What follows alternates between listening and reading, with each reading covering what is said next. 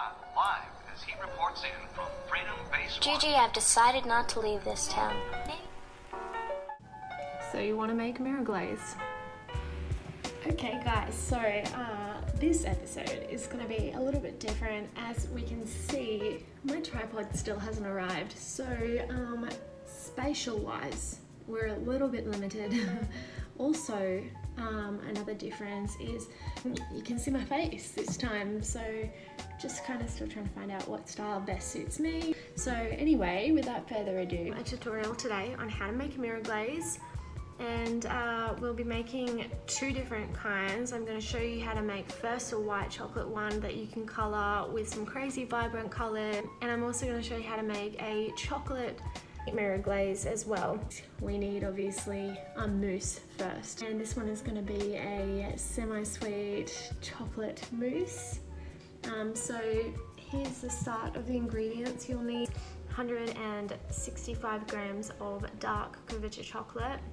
I'm using 54%, 125 grams of milk, 250 grams of very cold thickened whipping cream, and 2 grams of leaf gelatin. This one is bloomed already, so that means I've already soaked it in a water bath and it's soft and malleable. Heating your chocolate up of 30-second intervals. So really we want to adjust until it's completely shiny and done. The next thing we're going to do is you need to take a small heavy base pot and we'll get our milk going. So milk in there, bring it up to a boil, and then once it's hit a boil we're going to add in our bloomed gelatin, and while this goes we're going to make our whipped cream.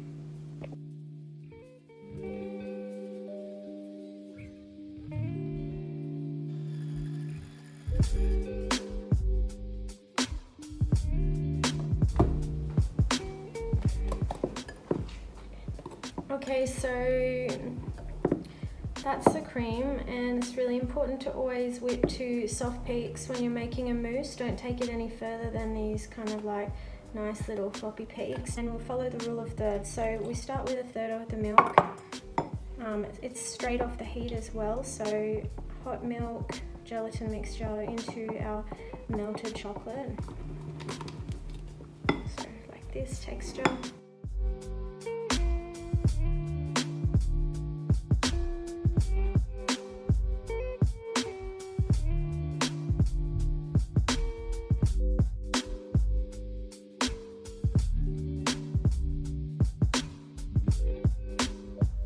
So if, like me, you haven't already, you can transfer this to a larger cool bowl before we fold in our whipped cream. And we're going to go in with 1/3 again.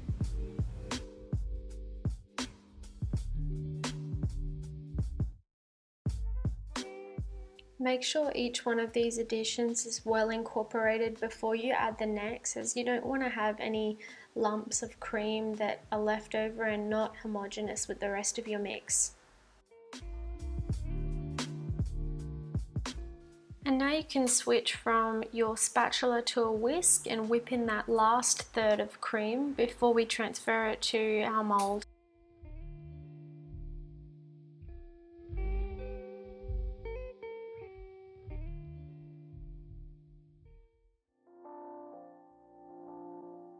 You'll need a silicone mold. So I have this apple form mold that I have been dying to use, but you can really use anything you want here. You can use a small silicone mold for a whole cake, or you can use molds that have little individual pockets as well. So really whatever you have, that's fine. We're just not going towards metal. When you make these, you don't ever want to use metal. You always have to use food grade silicone, so that once your mousse is completely frozen solid, they completely turn inside out and you can pop your mousse out.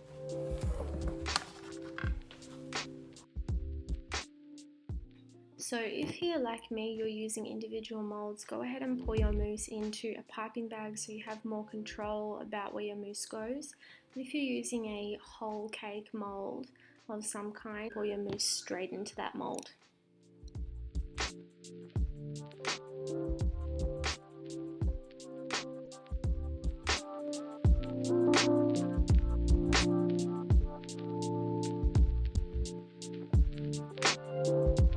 welcome to day 2. So this is a process if you want to learn how to make mirror glaze. You're in the right place, but to get the professional finish that you see everywhere through bakeries around the world, these are the steps that you need to take to have the exact same result. So it's not hard, it's just a labor of love, and it's a little bit time consuming. Yesterday we made the mousse for the base of our entremet or mirror glaze, and today we're actually going to make the glaze itself. Then it's going to have to sit overnight, or you have to cool it down to 37 degrees and then we can use it. So there's a couple things to know when you want to use a professional finish like a mirror glaze. This is not a new thing at all. Mirror glazes have been used in professional pastry kitchens for decades and decades, and they were only just made famous in the last 2 years or so from a famous pastry chef in Russia who built her Instagram page with mirror glaze finished cakes and entremets, and it really just started to pick up with the common market. So on the first day, being like yesterday, we made our mousse, and today we're going to make the mirror glaze. Third day is when you are going to glaze your product. First thing I think that is really, really important, if not the most important thing, is that if you go and look through YouTube for some quality material, you'll notice a lot of people are mirror glazing sponge cakes, etc. with buttercream. This is just so taboo. Mirror glaze finish, that flawless look, is only achieved by using something with such a tight structure that the mirror glaze is going to flow with the structure and it's not going to cover up any blemishes. So that's really important to know. If you use a buttercream, you could be amazing on your buttercream coat and you will see ripples of some kind because it's just not made for that purpose. So I really don't recommend trying to pour this mirror glaze over a standard cake. You have to do a mousse. That's why it was designed, and that's how you're going to achieve that professional finish. The second thing, temperature is super important. Don't try and pour it when it's lumpy and cold, because by the time you pour it over a frozen product, it's just going to be like this messy, blobby sort of looking finish. And the same likewise, if you use it too hot, it's just going to run straight off the surface of your product. It'll also melt your mousse, so you'll just have a really kind of messy finish because the mousse may leach into your mirror finish, and you'll have pockets and holes where the glaze hasn't been one homogeneous form as it's poured over. And the third most important thing is just the time that you put into it. So you need to have a schedule of things that you make. Whether you make your mousse on the same day as you make your mirror glaze, you still need to wait one whole day before you can actually finish your product, because the mousse really does need to be rock solid. In professional kitchens, we usually use things called blast chillers. You see them on reality cooking shows and stuff, and they really set things in a matter of an hour or so, but you're working with a domestic freezer, so you need to give it as long as possible to be the most solid and cold form possible. So 24 hours, most definitely essential. The problem if you try and pour your mirror glaze over a product that's not completely solid and cold is by the time that you have it out, it will form condensation on the outside of your mousse. And when you pour your mirror finish, you will get pockets and holes on your final product because the water on the surface of the mousse is preventing the glaze from pouring as one homogeneous form. So it'll break and slide in parts where there's more water condensation on the mousse.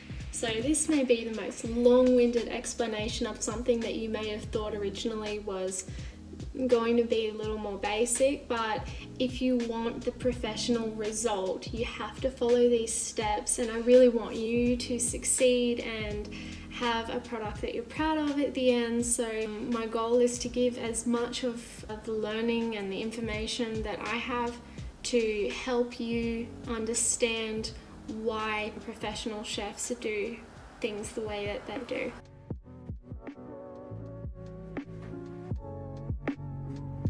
So these are the ingredients you're going to need to make a coloured mirror glaze. Super basic white chocolate base. Got 4 sheets of titanium strength gelatin, but it's also 20 grams. And those need to be bloomed, which means we plunge them into a cold water bath. If you put them in warm water, then they will melt into the water, so we don't want that.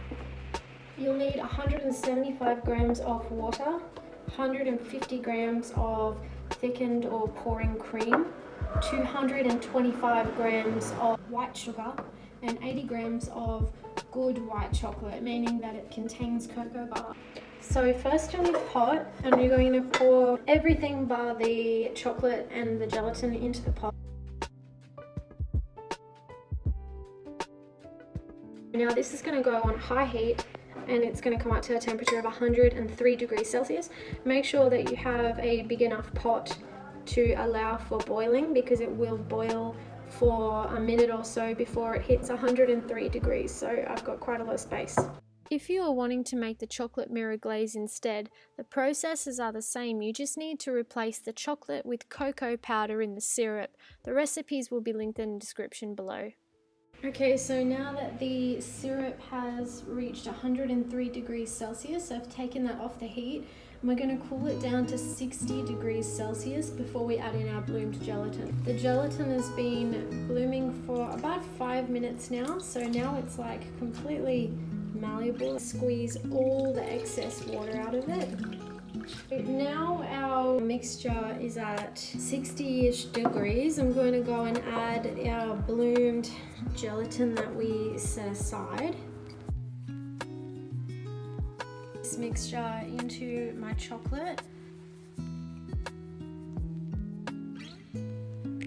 Transfer it to something narrow and high. Cover the blade of the blender significantly. If it's too shallow, you're going to create a lot of air bubbles, which we definitely don't want. So I'm going to transfer all of this into here. And now I'm going to add titanium dioxide, which is going to give it that white finish. It's totally fine to use it like this.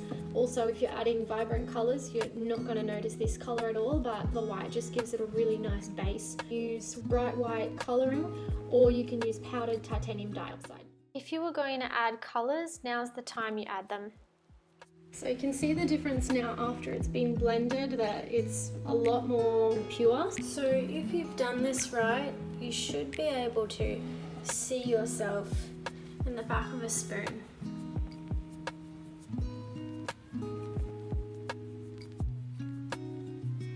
So if you waited for your mirror glaze to set overnight, the next day you'll find that you have this sort of jello consistency.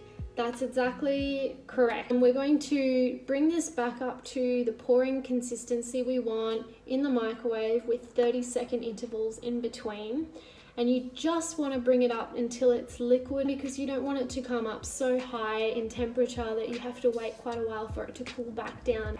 So I have here my mirror glazing station. So you want to have a wire rack first. I have this one, but you're best off to have one of those gridded small square ones. They'll support the base of your mousse better, and it'll be easier to take the mousse off of it. Underneath a silpat mat to catch any of the extra glaze that falls through, but you can also just use a tray. So I've got a little bit of my white in here, and because I'm going to do a little marble effect with some white and some electric purple, you want everything to be at 32 to 35 degrees to use it, otherwise you'll potentially melt your mousse, and also your glaze will just run straight off before it's set. So now I'm going to pour the purple directly into the middle of the white. Then you're going to pour straight over the top.